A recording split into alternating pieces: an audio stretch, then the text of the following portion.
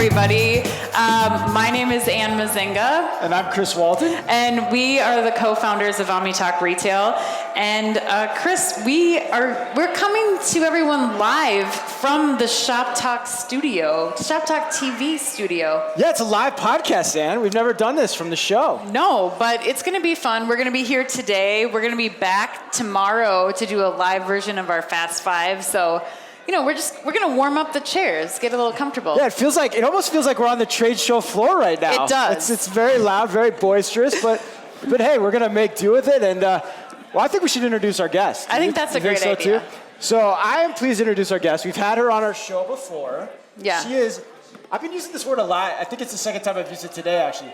She is steeped in digital knowledge, Ann. Ooh, like a fine tea. Yes, she's one of our go-tos for understanding the digital impact that retailers are having on their customers, particularly. Yes. She's the one that understands digital and its impact on customers better than anyone.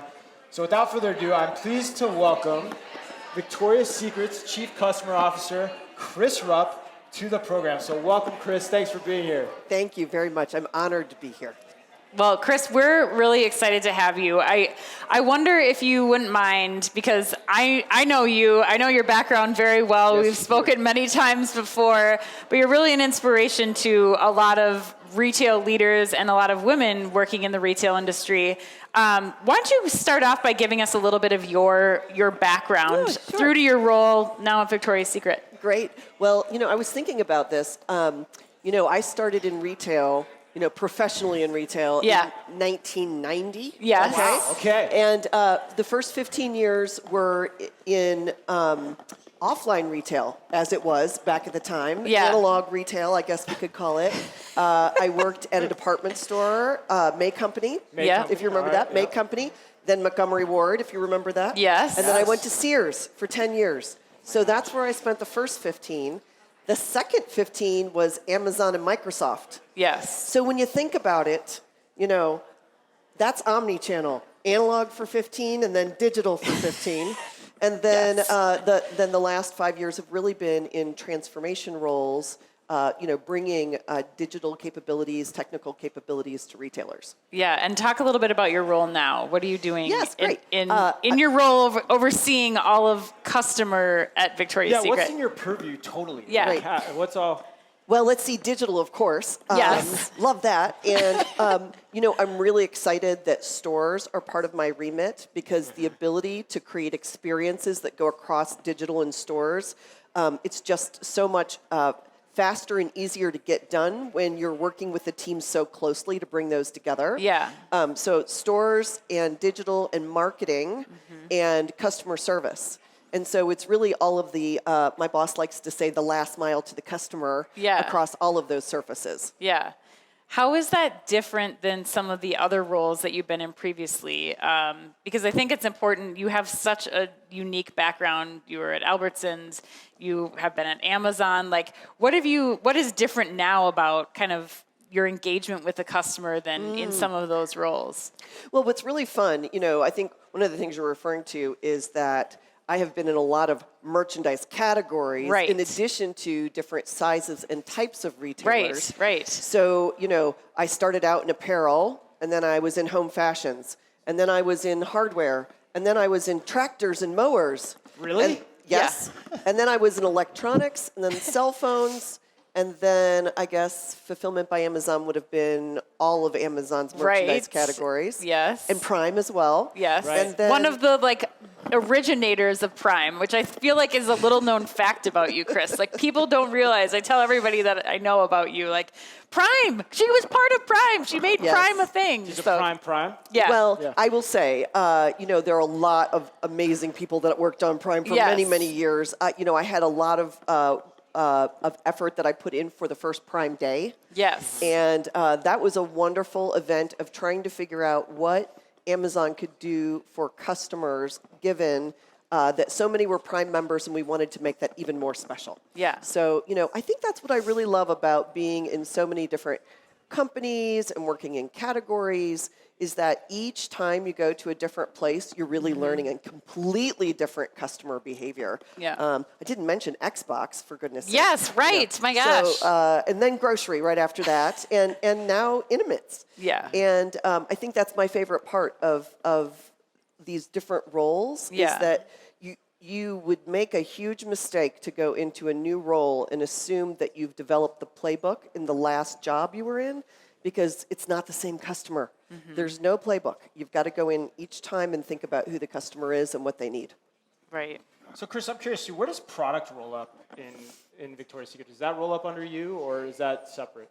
What did you say? Product. Where does product roll up? Product. Does that roll up under you? Product. Technology rolls up under our Chief Information Officer. Okay. So then the two of us, of course, have to work incredibly closely to make that come together. And last year, we put a big investment in growing our team in Bangalore by 350 people so that we could really get after a lot of this digital transformation. So we made the decision in December. We started hiring in January. We got all 350 people hired last year. We started having a real impact on the business around summer, I think. Okay. And so we are really proud of the work we did last year to expand our digital capabilities.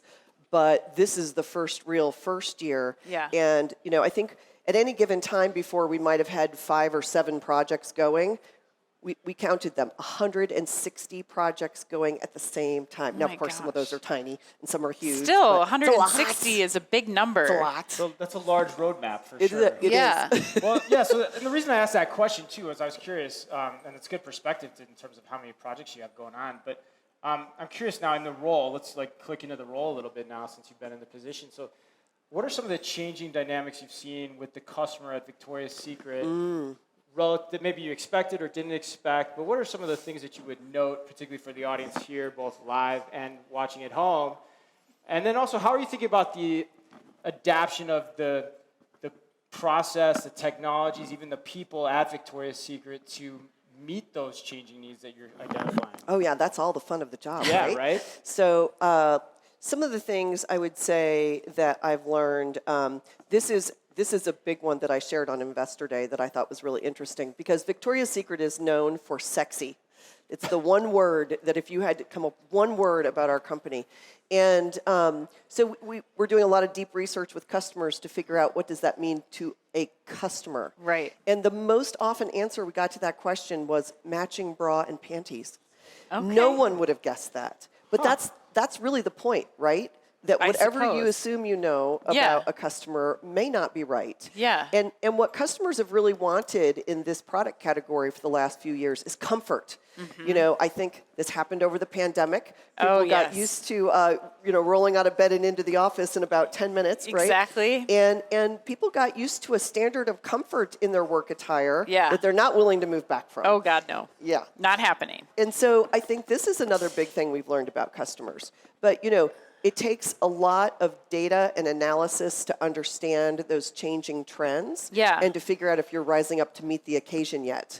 And, we're still working on that. While we've done a lot of work to make our products more comfortable, we were still thinking last Christmas would have a more glamorous element to it. And boy, people like the cozy PJs. So we're learning a lot about customers, but the amount of technology that we're building that's giving us signal as to what they're doing right now, how they're behaving, and whether or not we're connecting with them, I think, is what's important. Right. Because now, we've got tens of millions of customers. We're trying to figure out exactly what they want from us next. And what are some of those technologies that you're deploying, if you can be specific, around trying to help the Victoria's Secret customer essentially feel more comfortable day in and day out?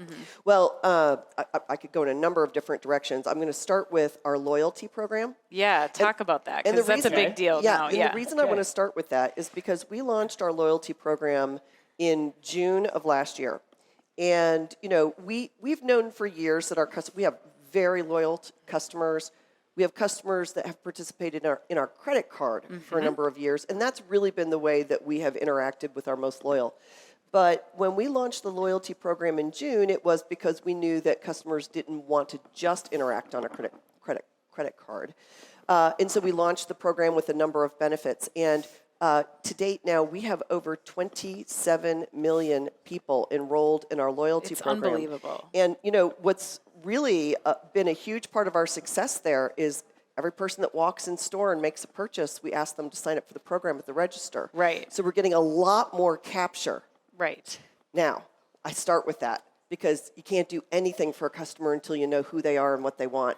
And so now that we can capture a lot more about them and start observing their behaviors and then speaking to them on behalf of the behaviors they're demonstrating, now we get to get exciting about our recommendations to them. So, Chris, I have to ask, they're giving their contact information at checkout, both online and in store. What are you giving them in return? And how, because 27 million is a lot of loyalty members. And I remember when we were first talking about this and you told me that, and I was like, I think I'm a loyalty member. I mean, I'm getting all the emails, but yes, I mean, I am. I double checked that night. But like, what for those new people who are coming back to Victoria's Secret or who are becoming members for the first time, what's the value trade-off for them? Well, I think one of the big things that you want is the rewards points that you accrue. Okay. As primarily through purchasing actions, but there's some other things you can do to accrue loyalty points as well. Okay. And those points then, you know, are redeemed as rewards and discounts against things that you're purchasing in the future. Right. So that's one aspect of the program, but you know, we've started having early access moments for limited supply products. Okay. And you know, we're thinking about a number of other things we're going to do to make it an even better shopping experience for those who are coming back over and over again. Which is a really important thing for a product like Intimates that you're getting on a repeat basis, that you're looking for more comfort, and you are rolling new products out all the time too. So yes. I think to get incentivized to try some of those for the first time, because it's a difficult product category to purchase for. It's very difficult, and I think then along the lines of comfort, you know, we've seen statistics that 80% of women are wearing the wrong bra. Yes. You know, going through their day wearing the wrong bra. So you know, we take very seriously making sure that every woman who walks into one of our stores is asked if she'd like to have her sizing done, because that's a big part of the comfort equation. And you know, recently, about a year ago, we launched a digital fit tool online as well, because you know, we're thinking you want help in a home environment as much as you want help in a store environment. But the exciting thing we're doing this year for people that want to try on things at home is that we've just launched, not in a big splashy launch, more quiet so far, but we've just launched Home Try-On, which is a box you can sign up for as a subscription.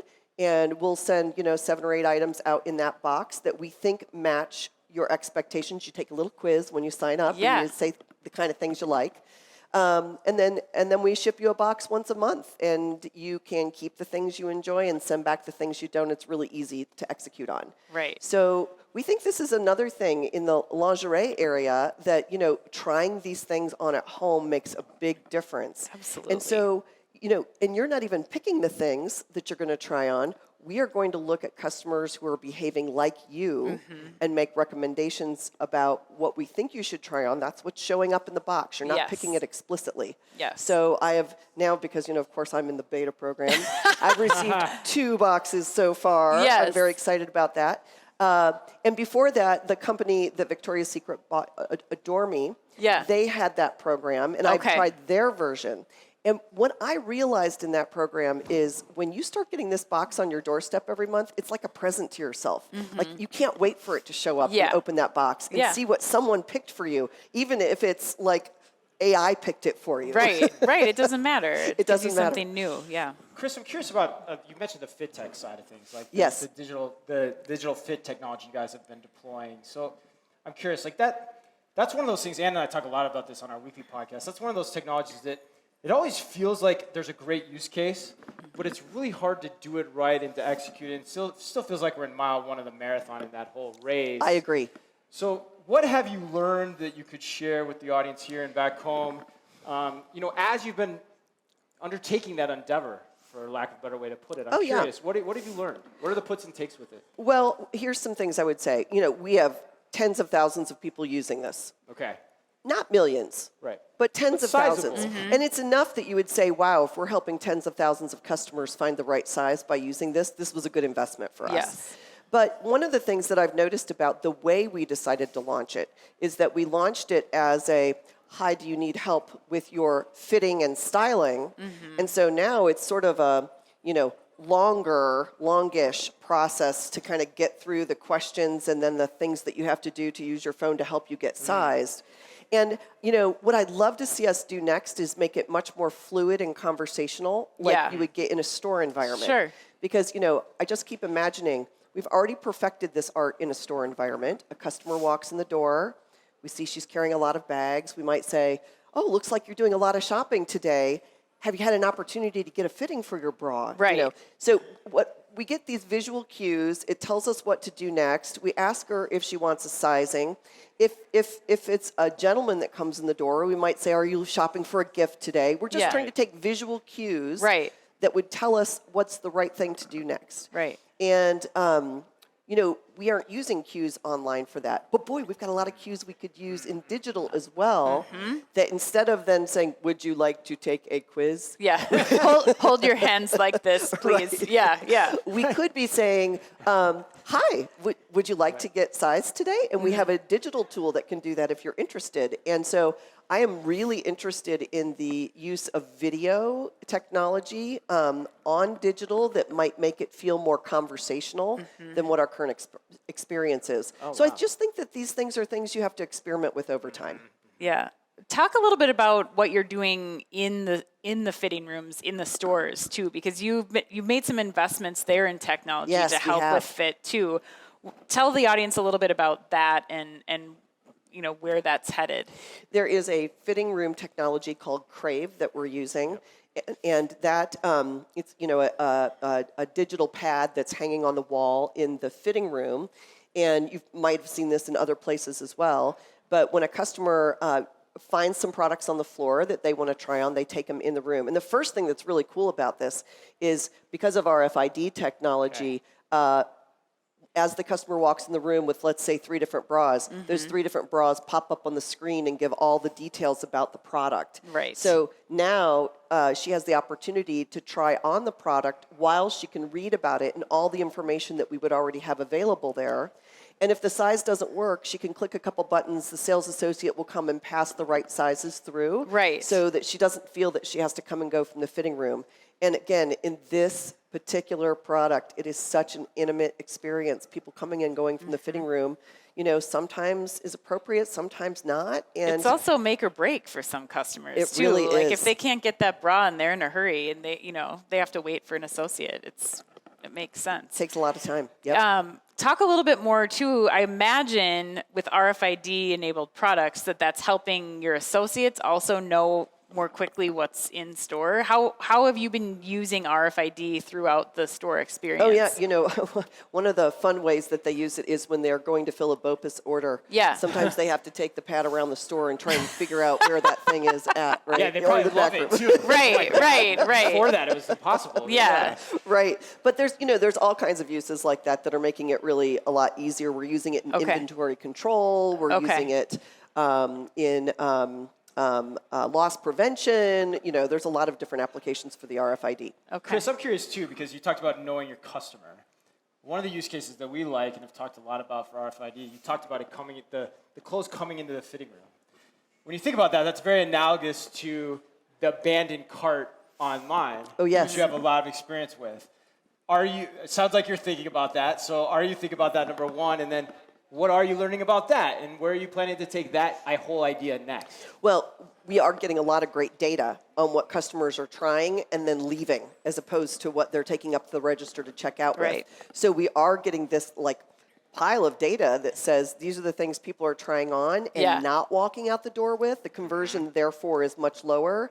And it's a signal to us on product questions we ought to have. Yeah. But what you do is you take that data, and we're just getting started with all this, believe me. Oh, I bet, yeah. But you cross-reference that against the reviews that you got. Oh, cool. And the customer service contacts. Yeah. You've got a pretty good signal about what products resonate with customers, versus which ones do not. do you also have a signal to the other degree of like, hey, maybe I can retarget this one with some type of deal or some type of incentive to get them to interact with me online? Or is that not as an important part of the equation? I'm curious. I would say we haven't figured out how to make that information personally relevant to the people that have done the try-ons yet. Okay. But where we are thinking about that type of thing is in our CRM, in customer relationship management, where we are now looking at, we're calculating the customer lifetime value for each of our customers and what actions drive an increase in customer lifetime value. So like downloading our app. Yeah. As soon as you download our app, you interact with us a whole lot more, right? Yeah. So that's a really good thing we want people to do. Going into the store to get a fitting, that's something we want people to do. So what we're doing then is using all of the data to tell us when are the right moments for those things in a person's shopping journey, and what is the most likely time that they will take that action and it will result in something positive for us both. Right. And so when do we surface that thing to them so that they'll do it now? And that's what our whole focus for CRM is. And I imagine that that's different based on demographic. I mean, I think something unique about Victoria's Secret is just the breadth of ages and the diversity of people that you're serving as a retailer. How are you thinking about attracting or talking to each of those demographics differently? Are there new tools and technologies that you're using? Like I don't know many other retailers that are talking to that many different people throughout a variety of life stages. Right. So, well, it's interesting because we think about it in terms of generations. Yeah. Because we observe the behaviors to be very different by generation, specifically in this product. In fact, I don't think that I found that to be a terribly useful tool in anywhere else that I've been before this. But it's incredibly useful to us.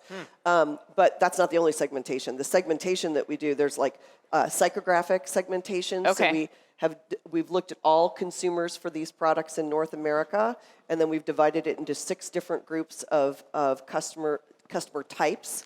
One of them is the fashionista. You've heard that word before. Sure. One of them is the modern minimalist. Okay, so if I just take those 2 customer groups, they are very different in their values and what they want to try on. This customer, I'd probably recommend a Body by Victoria. This customer, I'd probably recommend a Very Sexy. Right. And so we're looking for those psychographic cues that are telling us what products they're interested in. And then we have like a value segmentation that tells us like what prices are they willing to pay, how often do they engage, how much do they spend. Yeah. So you cross-reference all of those things and you start getting to how often should you talk to someone in the top 10% of your customer base that's a fashionista, and what would you say to her that's different than you would say to the modern minimalist to get them in the door? Yes. Right. And I mean, you've been transforming the stores too to reflect this. I mean, Pink has got its own section now. You've been doing a lot of other explorations with the Victoria's Secret Store of the Future. Talk to us a little bit about that and how the things that you're talking about have kind of informed those decisions that you've been making in the store. Well, and one thing that we've done for the first time ever is we've always had this sexy projection at the front of the store. Right. For our big launch of the new Body by Victoria this month, we put Body by Victoria at the front. Yes. Because, the way we want to think about it is, look, we need to appeal to different types of consumers. Having the same thing at the front all of the time isn't allowing us to talk to different people walking past us in the mall. Yeah. And frankly, the lion's share of our customer acquisition is still in the mall. Yes. Just walking right past the door. Right. So we've really got to get that part right. That's been very interesting to us. Virtual Backroom. What's that? We're just getting more and more excited about Virtual Backroom. It is, what a lot of people would refer to as Omni-channel, but it is, so we have Body by Victoria on the front table.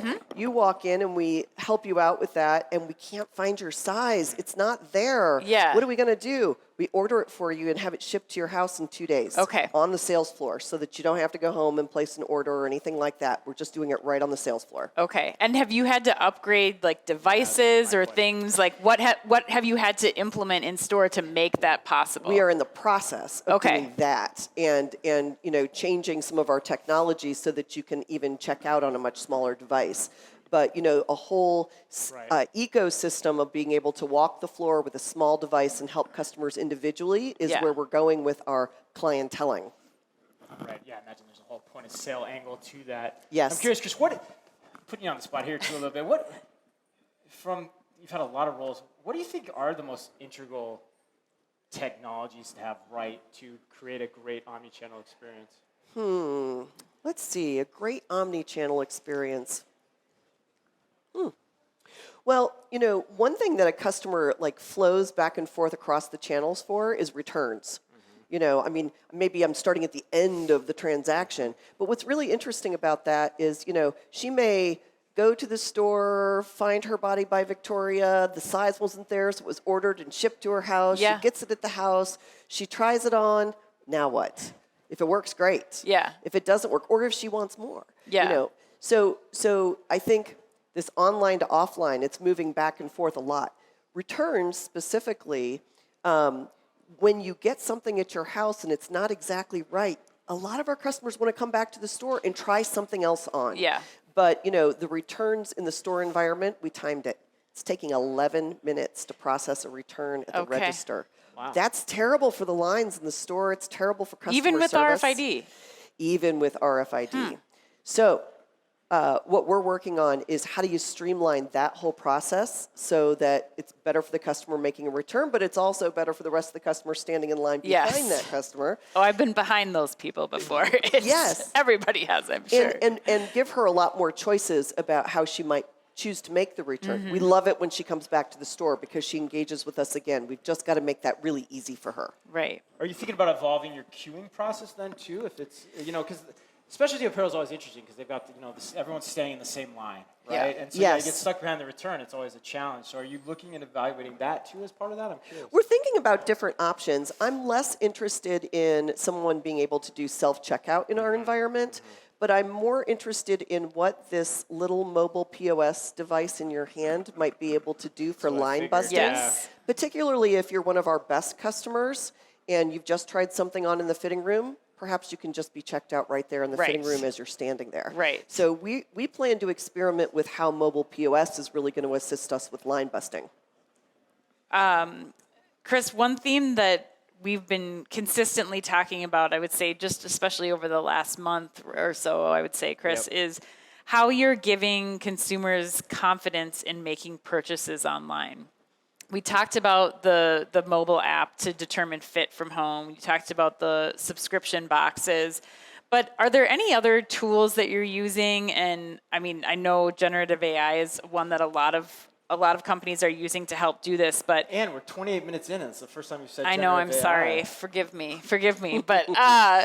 But you also mentioned video is something that you're exploring down the road too, to have more of a conversation with her as she's considering her purchase. Can you talk a little bit about, especially for an intimates category, how you're working on creating that same experience for the consumers at home as they're having when they have an associate in the fitting room with them? Well, one of the things we're exploring right now is how to use video technology on a detail page where influencers can start talking about how they experience the product and how they made the most of the product. Yeah. So, we have recently launched with Dual, a platform for acquiring many more influencers. Okay. So, we had a very, I would say, hand-managed group of influencers historically. Yeah. But we don't want that anymore. We want to open that up to the whole world and let everyone be an influencer if they want to. So then we can take content from that platform and reinsert it into our detail pages where if you're interested in Body by Victoria, let's have 5 different influencers that have experienced it and loved it tell you what they loved about it and why. Sure. And I think that this is really just the maturation of customer reviews and how that's always helped you online make a decision. And now it's just going to be much more visual than it was in the past. So anybody that tags Victoria's Secret in their post, or how are you gathering those influencers? You sign up to be part of the program. Okay, so it's still part of a program. It's still part of a program, and you sign up for it. And we're just getting more and more people to sign up and opening up the doors to have more people sign up as time goes on. So it's not those 5 key influencers that have so many followers. You're really gathering more information from more people, more body types, that kind of thing. Exactly. Okay. I was kind of ribbon in there on the generative AI thing, but I think we'd be remiss if we didn't ask for your quick take on it, your quick hot take on it. How are you looking at that? Like, very exciting. Like everybody else, I've been trying to figure out like exactly how are we going to use this. This is where I want to use it first. Okay. Where awesome. I want to use it first is in store. Okay. I want to use it to help sales associates. We've been working very hard to take cost out and to really try and be expense conscious in this period of time. I think everybody's focused on that. Everybody's always focused on that. But what are we going to do to make it easier for the sales associate to help the customer? And I think that little device that they'll have on the sales floor could also be a little device that answers any question a sales associate might ever have about anything, any product, any promotion, any company policy. Is Body by Victoria on sale today? Yeah. Oh, 20% off. Thank you. All right. And do we have any extra coupons? Oh, yes, we do have extra coupons. Right. And maybe even eventually, and are you part of our loyalty program? Oh, well, if you give me your phone number, I can tell you 3 different recommendations we've got for you online that we'd like to make for you. Right. I can even see using this device to make us even more personal with customers that come in store. So I think this is first helping our sales associates help our customers, and then eventually, maybe some of this information helps us to make it a self-service environment for customers. Interesting. But they really want help. Yeah, that's one area where I feel like just over the sessions we've heard in the past 24 hours since Shoptalk started, that there's been a lot of discussion about is what kind of tools and investments are being made into the store associate, whether it's the handheld devices that they're working on or just giving them the platform and access to the headquarters teams to really be facilitating that like feedback loop about what's really happening in the stores and then helping headquarters make those decisions. Is that something that you're thinking about at Victoria's Secret? And where are some of the other spaces you're thinking about investing in improving the lives of the store associates?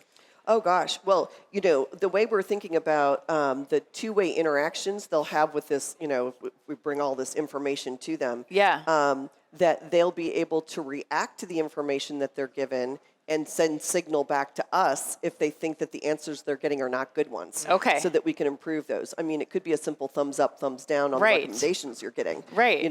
But then what happens is over time that gets better and better to where it's, the AI itself is an expert that knows everything it needs to know. Right. And so I think between using that type of technology and then the other thing is like prompts at the registers and other places so that they don't have to remember all the things. Right. Did you ask them if they're in the loyalty program? Did you ask them if they want a credit card? Did you take a sizing today? Right. Did you? Right. It just makes it a lot easier. Right. It's great to hear, though, that that's the first place you're thinking about deploying that. Appreciate the candor, too. Mm-hmm. Like, you get that from everybody, so that's great. Right. Shoptalk. Let's talk about Shoptalk a little bit. What Shoptalk is this for you? Ooh, you're not going to believe this, but I think this is my first Shoptalk. First Shop because I Talk? went to grocery shop before. That's right. Oh, okay. Right. You did. That's right. That's true. So kind of one, but more It's the more same. two. Yeah, Yes. right, same thing. Yes. So curious, like Ann and I always love to ask this question too. Like, what are you looking to get out of this show? Like, it's a great networking opportunity. There's a lot of great content here. What are you looking forward to taking in? Well, we'll stick on the store for a minute. Okay. There are so many technologies that have targeted digital for so long. It just feels like everybody is focused on digital. I would really love to figure out how to bring to bear this technology to make the store experience an even better one. Okay. So, I'm just really excited about some of the things I've seen out there where, you can get a lot more data on what customers are doing in a store environment. So you can start using that to make better store merchandising decisions, for example. Right. Let's see what else. There's a lot of software in the marketing space where people are starting to talk about how you can support your stores to a different degree than what you have in the past. Okay. But those are the kinds of things I'm really on the watch for on this trip. Okay. Got it. So you're saying like technologies allow you to attribute or understand what the person is doing inside that physical store, so you can correlate that data back to everything else you've talked about. Yes. So like right now, we know what mall traffic is, and we know what our traffic is. I don't actually know the number of feet that pass by the front door. Right. But I could. Yeah. And then that's actually a better conversion number than just knowing how many people were in the mall that day. Right. Exactly. And then I can start seeing when they come in the door, what do they go to first? Right. Yeah. Is it what I think they are or not? And it was really fascinating. I was telling you that we just put Body by Victoria on the front tables, and we put Very Sexy in the back. We were worried about putting Very Sexy in the back. I can imagine. Not a problem. She finds it. Yeah. So it really depends on the product and where you put it and whether it's going to be a draw all the way through to the back, like the milk at the grocery store. Right? Exactly. Exactly. It's funny, Winnie Park, the CEO of Forever 21, was on stage talking about that same thing. Like, they've changed their model. They eliminated 30% of their SKUs in order to, make the shopping experience easier. And then they're rotating what's in front of store every 2 weeks. And we were just talking about this at dinner last night. It was like, when I was working in retail, it was like 6 to 8 months between, 6 to 8 weeks between changes of product sets. I mean, is that something that you think you'll continue to do in order to keep the store fresh and attracting that new customer that's walking by? I think we're going to be doing a lot of exploration on what goes to the front of the store. And in pink, it may not be sport apparel. It may be something else. And, I think we're getting a lot more sophisticated about realizing that it's not just we want new customers. We want new customers, but to appeal to new customers, you have to appeal to many different types of people. Yeah. So that's the reason for moving things around. Right. It's really not... It's really not that the customer's shopping that often. It's that you're trying to capture different types of customers. Right, and different occasions, right? I mean, I think that's the interesting thing, too. Like, I'm not just yes, the Body by Victoria might be my everyday bra, but there's still a very sexy occasion. And, like, how are you allowing your associates to help facilitate that purchase for me, whether it's a Body by Victoria day or a Very Sexy day or both? Right. Yeah. Yeah, and the other thing is that we have done a not very good job for years in sports bras and in bathing suits. Yeah. But this is a whole extra purchase occasion, particularly in the spring. Yeah. This is important to us. Yes. So we're getting a lot more knowledgeable about, how to get our very best customers to shop all of those categories. Yes. Chris, I'm curious, you envision in your role too, given your background, like trying to understand the store like you'd understand a website? Like, is that what you're aspiring to? Well, that's what I'm aspiring to, because I enjoy looking at it. I love the funnel. Yeah. I don't think every chief customer officer at a retailer would necessarily say that. So, yeah. But that is what you're aspiring to. I think the more data you have, the better decisions you can make. And I think, retail is always going to be a blend of art and science. But the more science we can bring to the retail store equation, where we haven't always had the capability to do this, I think that we can serve customers a lot better in that form as well. Yeah. And it sounds like you've got some of that set up already, like with the RFID going into the fitting room. Yes. Right. You know what's being left in the cart. Maybe the page view analogy we don't quite have yet. That's kind of the elusive thing, but that could be coming soon. Yes. It's very neat. Well, Chris, any exciting announcements to leave us with, or things we should be on the lookout for as we're walking by the Victoria's Secret stores or online? I would say, I mentioned this before, but I think it's the most exciting thing we're doing this year, which is the home try-on. Yeah. I think that's super exciting. And, we are going to keep building out our loyalty program because we're so excited about the way it's working. So expect to see more features and benefits coming there in the future, too. I will be. I'm excited. And a new Body by Victoria bra to check out this month, well, too. And I think what you'd see next week is our new sports bra. Ooh. So, this is really just building out some things that we've been trying already. But this is an area where comfort matters, and we're going to speak to her in that way. Amazing. Well, Chris, thank you so much for taking the time with us today. Thanks to all of you who have joined us here in studio. We'll be back tomorrow at 2:45 Pacific with the live Fast Five. Podcast. Yes, we can do it live. Yes. So make sure to come, stop by, and join us. Chris, you and I are headed on stage next, so That's right. we'll be talking about the changing consumer preferences, or we'll continue this conversation. So please join us there if you're here. Otherwise, I guess until next time. Yeah, Chris and Ann redo here. in a That's second, right. That's Okay. right. The other Chris and Ann That's redo. right. Yes. Yes. Oh my gosh, I might need to keep my job here, Ann. Yes, I'm a little worried. But yes, no, thank you to everyone for tuning in. Thanks to Chris again for being Thank here. you. Yes. As always, It's a Ann. delight. Be careful out there.